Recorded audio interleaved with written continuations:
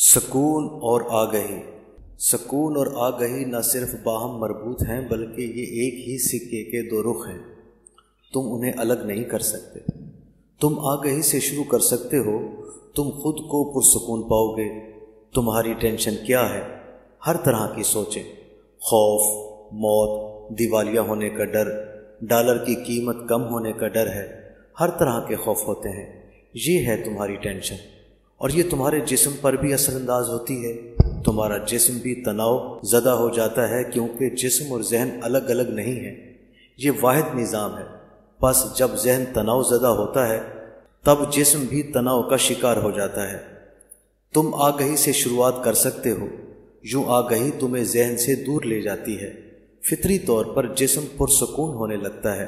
آگہی کی روشنی میں ٹینشن موجود نہیں رہ سکتی۔ تم دوسرے سرے سے بھی آغاز کر سکتے ہو، بس پرسکون ہو جاؤ، ٹینشن کو جھٹک دو۔ جب تم پرسکون ہوگے تو تم حیران رہ جاؤ گے کہ تم میں ایک خاص آگہی ابھر چکی ہوگی۔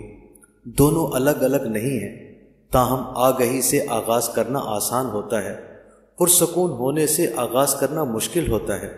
اس کی وجہ یہ ہے کہ پرسکون ہونے کی کوشش سے بھی ایک خاص ٹینشن پیدا ہوتی ہے۔ امریکہ میں سب سے زیادہ احمقانہ کتابیں ملتی ہیں۔ میں نے ایک امریکی کتاب دیکھی، اس کا عنوان تھا کہ مجھے یقین نہیں آیا۔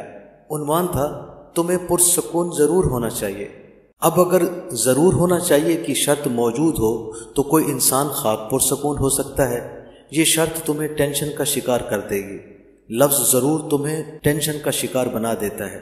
شاید کتاب لکھنے والے کو ٹینشن اور سکون کے بارے میں کچھ بھی علم نہیں تھا، وہ سکون کی پیچیدگیوں سے بھی بالکل واقف نہیں تھا۔ مشرق میں مراقبے کا آغاز پرسکون ہونے سے نہیں کیا جاتا، ہم مراقبے کا آغاز آگہی سے کرتے ہیں۔ یوں سکون خود بخود پیدا ہوتا ہے، تمہیں اسے پیدا کرنے کی کوشش نہیں کرنی پڑتی۔ اگر تم اسے پیدا کرنے کی کوشش کرو گے تو ایک خاص ٹینشن پیدا ہو جائے گی۔ اسے خود پیدا ہونا چاہیے، تب یہ خالص سکون ہوگا، اور یہ خود پیدا ہوتا ہے۔ اگر تم چاہتے ہو تو پرسکون ہونے سے آغاز کر سکتے ہو، لیکن امریکی ماہر کے مشورے کے مطابق نہیں۔ داخلی دنیا کے تجربے کے حوالے سے امریکہ دنیا کی سب سے پست جگہ ہے۔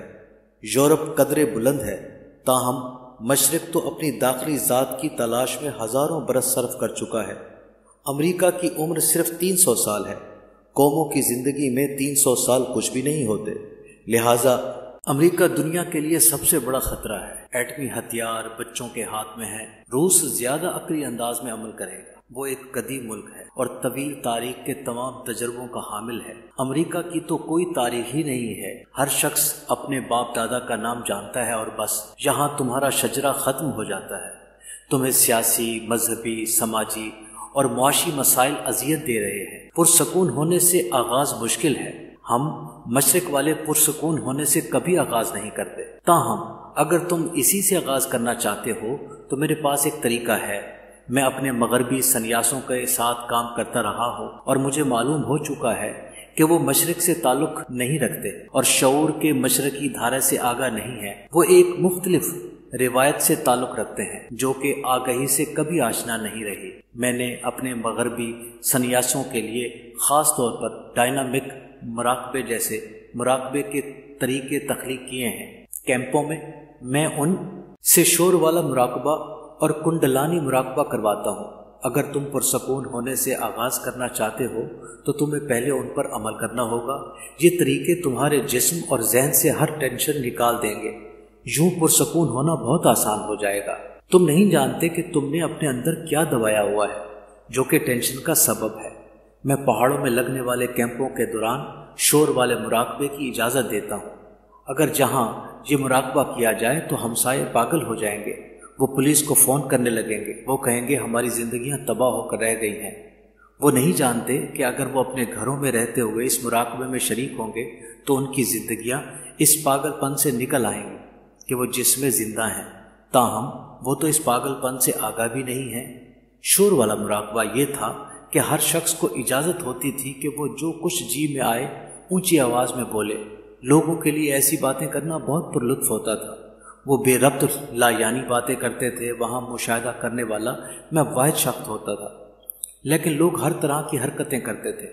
شرط صرف ایک ہوتی تھی اور وہ یہ کہ کوئی کسی کو چھوئے گا نہیں، تم جو چاہو کر سکتے تھے۔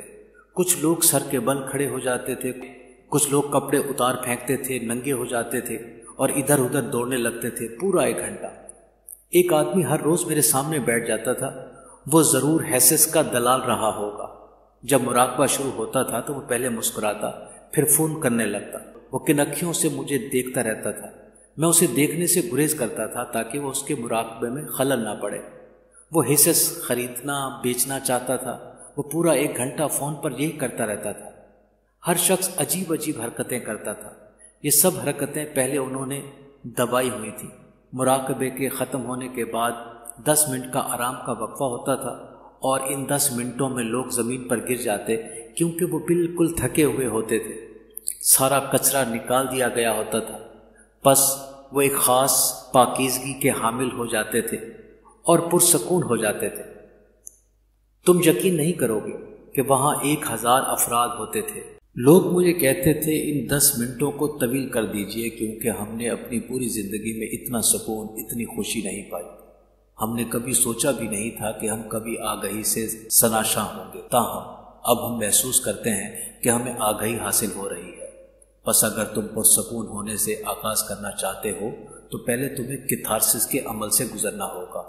اگر تم لا یعنی باتیں کرتے رہو گے تو آخر تمہارا ذہن صاف ہو جائے گا۔ دھیرے دھیرے ایک گہری لاشعیت پیدا ہوگی، اس سے آگہی کا شعلہ نمودار ہوگا۔ یہ ہمیشہ موجود ہوتا ہے۔ تم بیکار باتیں کرتے ہو تو یہ شعلہ آزاد ہو جاتا ہے۔ جسم پر بھی یہی صادق آتا ہے۔ تمہارا جسم ٹینشن کا شکار ہے، ذرا جسم کو وہی حرکتیں کرنے دو جو وہ چاہتا ہو، تم اس پر جبر نہ کرو۔ اگر وہ رقص کرنا چاہتا ہو، دوڑنا بھاگنا چاہتا ہو، زمین پر لوٹنا چاہتا ہو تو تمہیں اس کو ایسا ہی کرنے دینا چاہیے۔ جسم سے کہو تم آزاد ہو، جو چاہتے ہو کرو۔ جسم جو حرکتیں کرے گا اس کے بعد تم سوچو گے کہ اچھا تو میرا جسم یہ کچھ کرنا چاہتا تھا تو میں نے اسے روکے رکھا۔ یہی ٹینشن تھی۔ ٹینشن کی 2 قسمیں، ایک ذہنی، ایک جسمانی۔ پرسکون ہونے سے پہلے تمہیں ان دونوں سے آزاد ہونا ہوگا۔ سکون تمہیں آگہی عطا کرے گا، تاہم آگہی سے آغاز بہت آسان ہے، خاص طور پر ان کے لیے جو آگہی کے عمل کو سمجھ سکتے ہیں۔ یہ عمل بہت سادہ ہوتا ہے۔ تم سارا دن اسے چیزوں کے حوالے سے استعمال کرتے ہو، تم آگہی کو اس سے آگاہ ہوئے بغیر استعمال کر رہے ہو، لیکن صرف بیرونی اشیاء کے لیے۔ یہ وہی آگہی ہے جسے تم اندر کی ٹریفک کے لیے استعمال کرنا چاہتے ہو۔ جب تم آنکھیں بند کر لیتے ہو تو خیالات کا ٹریفک رواں ہو جاتا ہے۔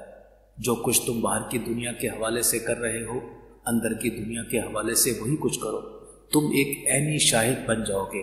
ایک بار تم یہ مزہ چکھ تو لو، عینی شاہد بننے کی خوشی اتنی زیادہ ہوتی ہے، اتنی غیر دنیاوی ہوتی ہے کہ تم زیادہ سے زیادہ اندر جانا پسند کرتے ہو۔ یہ کسی آسن کا سوال نہیں ہے، یہ کسی مندر، چرچ یا سیناگوگ کا سوال نہیں ہے۔ بس یا ٹرین میں بیٹھے ہوئے کہ جب تم کچھ نہیں کر رہے ہوتے آنکھیں بند کر لو، جو تمہاری آنکھیں باہر دیکھتے ہوئے تھکنے سے بچ جائیں گی اور اس سے تمہیں اپنے آپ کو دیکھنے کا کافی وقت مل جائے گا۔ وہ لمحے نہایت حسین تجربے کے لمحے بن جائیں گے۔ دھیرے دھیرے آگہی کے نشو نما پانے سے تمہاری پوری شخصیت تبدیل ہونے لگتی ہے۔ عدم آگہی سے آگہی تک جانا عظیم ترین کوانٹم جست ہے۔